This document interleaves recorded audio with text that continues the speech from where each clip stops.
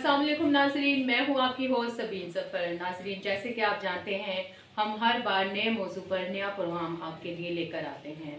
नाजरीन, इंसानी हकूक़ की पासदारी के लिए ना सिर्फ हुकूमती सतह पर काम किए जाते हैं, इक़दाम किए जाते हैं, बल्कि हमारे माशरे में बहुत सारे ऐसे लोग भी मौजूद हैं जो कि इंसानियत का दर्द भी रखते हैं और बड़े मुखलिस होकर अपने कम वसाइल के बावजूद भी लोगों की बेसहारा लोगों का सहारा बनते हैं। वो ये वेलफेयर का काम बिना किसी लालच के और बिना किसी बदले के करते हैं। आज हम एक ऐसे ही वेलफेयर में मौजूद हैं जिसका नाम नौरीन ज़िंदगी वेलफेयर ट्रस्ट है, जिनको मैडम नौरीन बड़ी कामयाबी से इसको चला रही है। आइए उनसे बात करते हैं और इस वेलफेयर के बारे में पूछते हैं उनसे।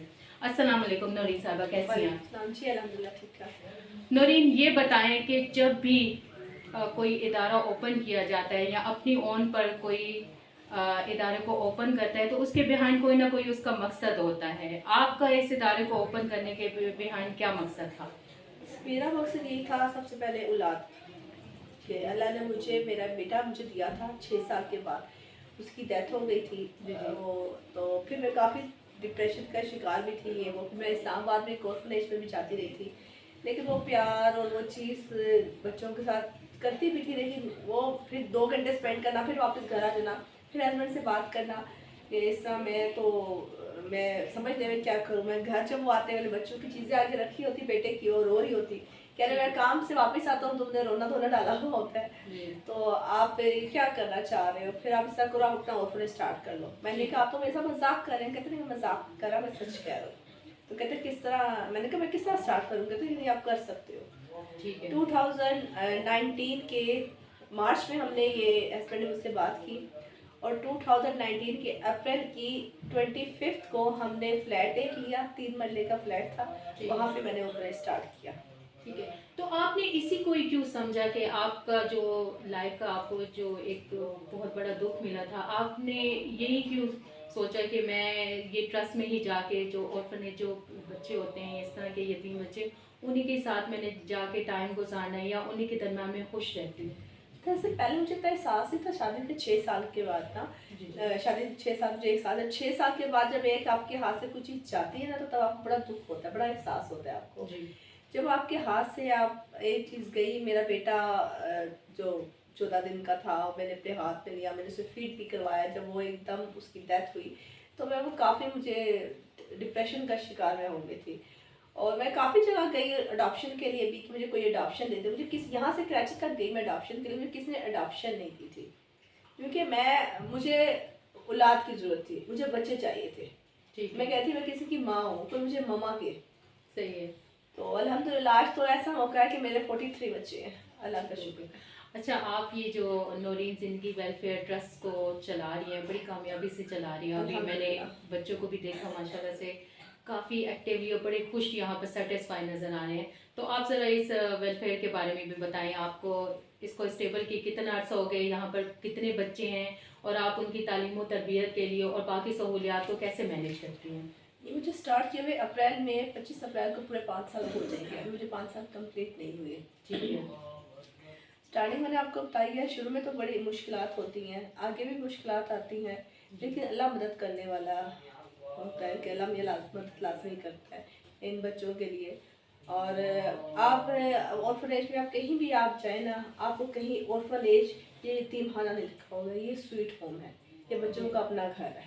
ठीक है। और ये बच्चों जो चाहते हैं इन बच्चों की फरमाइश पूरी करते हैं। मैं जहाँ से करूँ, कहीं से करूँ, थोड़ा डिले हो जाता है, लेकिन मैं इनकी फरमाइश पूरी करती हूँ ताकि इन्हें ये एहसास ना हो कि हम ये यतीम खाने में पढ़ रहे हैं। हो सकता है हम घर में होते तो हमारे पेरेंट्स हमारी फरमाइश पूरी करते, क्योंकि इन बच्चों के पेरेंट्स हम हैं।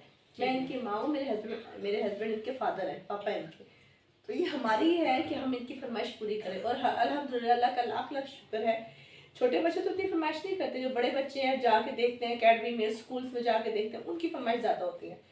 तो अल्लाह का शुक्र, फिर हम उनकी फरमाइश पूरी करते हैं। तो आप इनकी एजुकेशन के लिए यहीं पर कोई सेटअप बनाया हुआ है आपने कि ये जो बाकी स्कूल है, जो आउटसाइड स्कूल है, अकेडमी है, वहाँ पर आप नहीं, यहाँ पे जस्ट ये ट्यूशन पढ़ते हैं, जैसा घर में बच्चे ट्यूशन पढ़ते हैं। जो प्री 9th के और मैट्रिक के बच्चे हैं वो अकेडमी जाते हैं, और जो छोटे बच्चे यहाँ पे पढ़ते हैं इसके अलावा वो आउट स्कूल जाते हैं। प्राइवेट स्कूल है, इंग्लिश मीडियम स्कूल है, ऑक्सफोर्ड की बुक्स लगी हुई है वहाँ पे, तो वो प्राइवेट स्कूल जाते हैं। ठीक हो गया, मतलब आप एजुकेशन को उनका जो बेहतरीन सिस्टम है वहाँ पर उनको भिजवा रही हैं जी। एजुकेशन के लिए। क्योंकि बच्चे की ना हमें बेहतरीन एजुकेशन करनी चाहिए, जी। क्योंकि इनका मकसद आपने देखा किसी को पायलट बनना है, किसी को डॉक्टर बनना है, किसी को इंजीनियरिंग का है। अब शुरू से इनकी एजुकेशन अच्छी होगी तो ये आगे जाकर अपना कंप्लीट टास्क कर सकेंगे ना।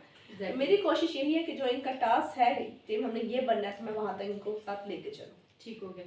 ये बताएं नौरीन के जब हमारा माशरा कुछ इस तरह का है कि यहाँ पर जब कोई फीमेल कोई भी किसी भी फील्ड को ज्वाइन करती है या अपना कोई इदारा वगैरह इंस्टीट्यूशन ओपन करती है तो उसको बहुत ज़्यादा मसाइल का सामना करना पड़ता है, उनको बहुत ज़्यादा तनकीद की जाती है।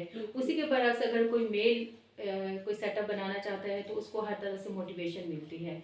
तो आपने यहाँ पर जब इसको मतलब आपने स्टेबल किया है तो आपको क्या क्या मसाइल फेस करने पड़े हैं?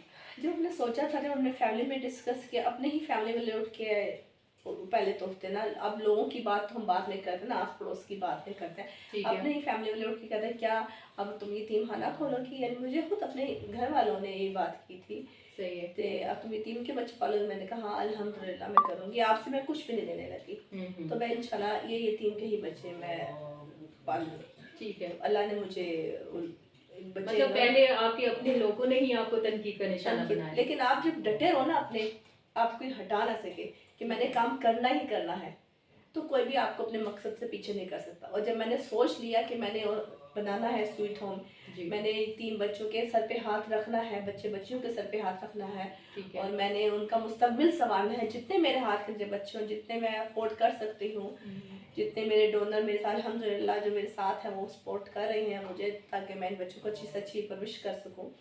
जब तक वो मेरे साथ हैं हम लोग इन बच्चों के साथ लेके चल रहे हैं, तो अल्हम्दुलिल्लाह हम लोग, यानी आपका एक मकसद होना चाहिए, अपने अपने मकसद से पीछे नहीं होना।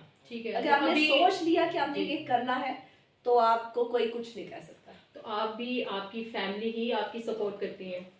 फैमिली भी हमारी, पहले तो जो बातें कर रहे थे ना, आज वही सपोर्ट करते हैं। ठीक हो गया।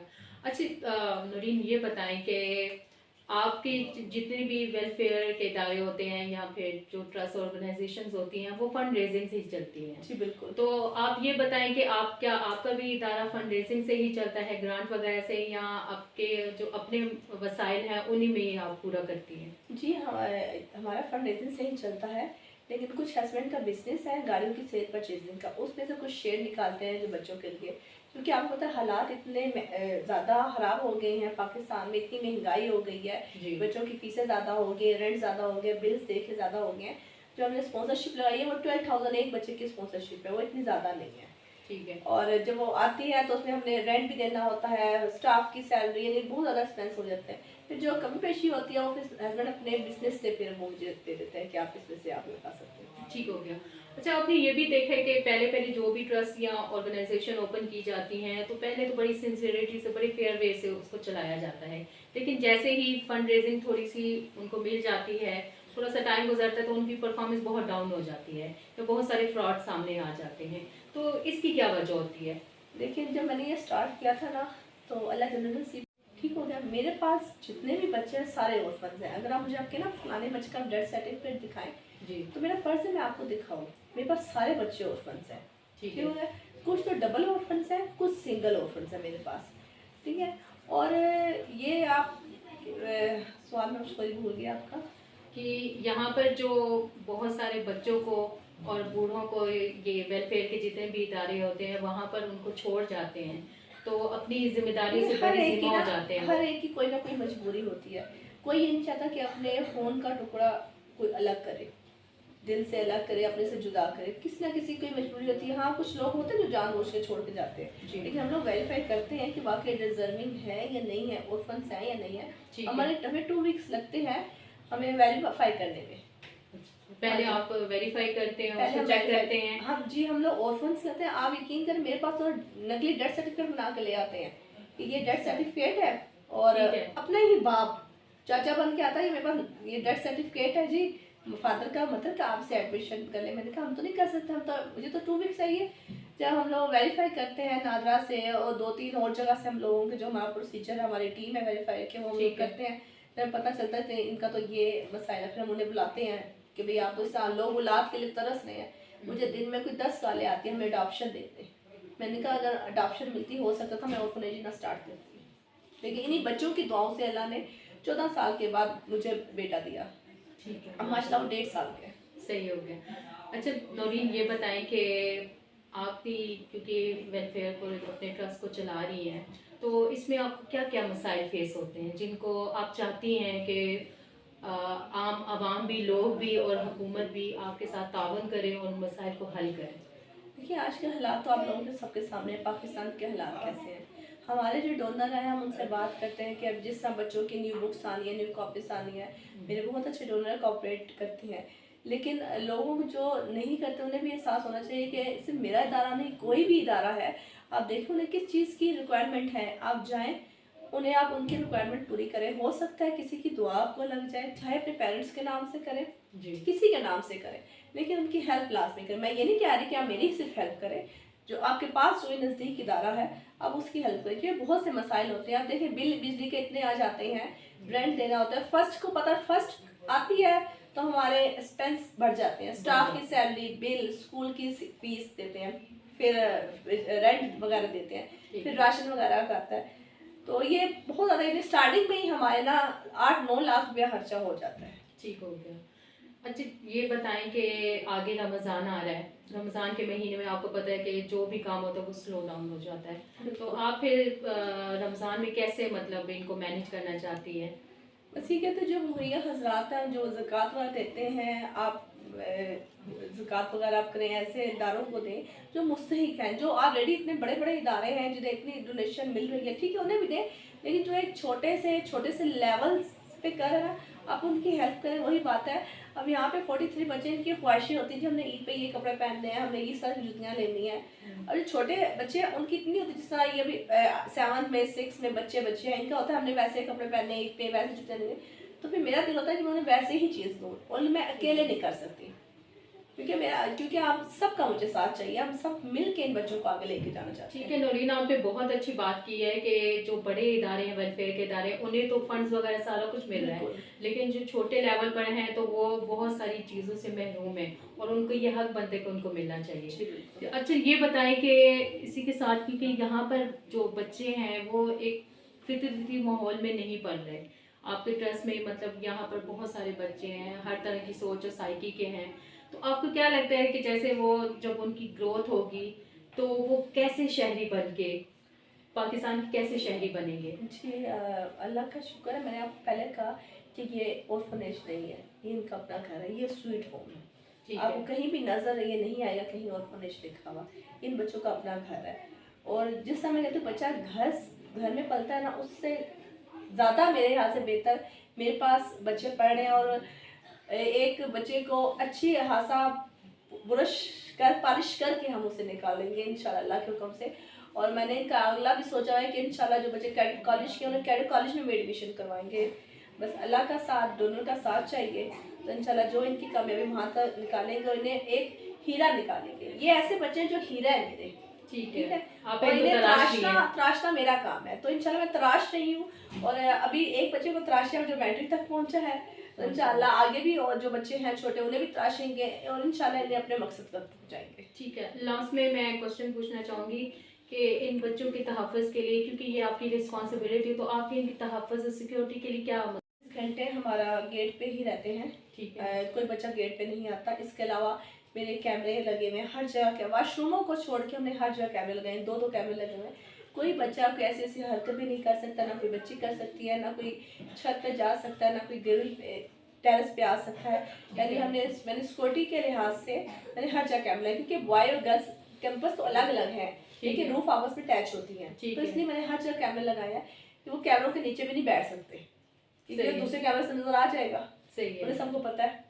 ठीक हो गया। अच्छा लास्ट में नौरीन, आप अपनी वेलफेयर के लिए और अपने जो ऑर्फनेज बच्चे हैं उनके लिए आवाम को क्या मैसेज देना चाहती हैं, या उनसे क्या आप रिलीफ चाहती हैं? मैं आप सबसे ये चाहती हूँ, आप सबको पता है कि रमज़ान आ रहा है, 11 मार्च को पहला रोज़ा है, इससे पहले सब लोग ज़कात वगैरह निकालते हैं, तो प्लीज़ आप लोग ज़कात में हमें भी याद रखिएगा, इन छोटे छोटे बच्चों को भी याद रखिएगा, क्योंकि हमने बहुत छोटे लेवल से स्टार्ट किया था। बताया मैंने 3 मरले के फ्लैट से स्टार्ट किया था, अभी भी बिल्डिंग भी रेंट की हमारी दोनों की, मैं काफ़ी दफ़ा पहले भी अपील कर चुकी हूँ कि मुहैया हजरात जो अपना घर को मुझे हमें दे दे, जो हमें सारे बच्चों को मैं एक जगह रख सकूँ, या कोई ज़मीन हमें कर दे तो मिल के हम लोग उस ज़मीन पे हम घर बच्चों के लिए बना सकते हैं, ताकि मैं हूँ या ना हूँ कोई बंदा इनके सर से छत ना छीन सके। अभी तो आपको पता फर्स्ट किस तरह आ जाती है। ये हम लोग रमज़ान में अगर कैंपेन चलाएं तो मेरे ख्याल से बहुत ज़्यादा लोग ऐसे होंगे जो अपनी ज़कात से ही इन बच्चों को अपनी छत दिलवा सकते हैं। बहुत शुक्रिया नौरीन आपका। जी नाज़रीन, जैसे कि आपने नौरीन की बातें सुनी, हमने भी यहाँ पर देखा कि नौरीन निहायत खुलूस और मोहब्बत से इन बच्चों की तालीम और तरबियत का इंतज़ाम कर रही हैं, और वो आप जैसे जो दे सकते हैं, अफोर्ड कर सकते हैं, उनकी तरफ से रिलीफ भी चाहती हैं। उनकी ये कोशिश है, हर मुमकिन कोशिश कर रही हैं कि बच्चों को ऐसी सहूलियात दी जाए, ऐसी तालीम दी जाए कि वो बढ़ के जब वो बड़े हो जाएं प्रैक्टिकल लाइफ में तो बेहतरीन शहरी बन सकें। इसी मैसेज के साथ अपनी होस्ट सबीन ज़फ़र को इजाज़त दीजिए। अपना बहुत ख्याल रखिएगा। अल्लाह हाफ़िज़।